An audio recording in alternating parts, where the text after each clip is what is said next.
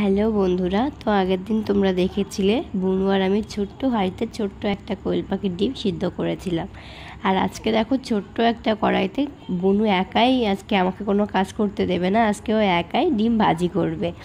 তো দেখা যাক কতটা কি করতে পারে। যেহেতু দেখো ছোট্ট একটা উনুন প্লাস ওর ভিতরে ছোট্ট একটা মোমবাতি জ্বালানো, বেশি মোটা বা বড় দিতে পারছিলাম না আমি, ওখানে কোনো রকমে কাঠ দিয়ে উঁচু করে একটা মোমবাতি জ্বালিয়েছি। তো এখানে কতটা কি হবে বুঝতে পারছিলাম না প্রথমে। তারপর দেখো বুনু ডিম উল্টাতে পারছিল না, আমি একটু উল্টে দিলাম, তারপরে ও আবার আমাকে কোনো কাজ করতে দেবে না, আমাকে সরিয়ে দিয়ে নিজেই একটু নুন দিয়ে নিল। আর তারপরে দেখো যেহেতু ছোট্টই ছোট্টই জিনিস, এই জন্য মোটামুটি ডিমটা ভালোই হয়েছিল, খারাপ হয়নি। এবার দেখো ওরা কি বলে।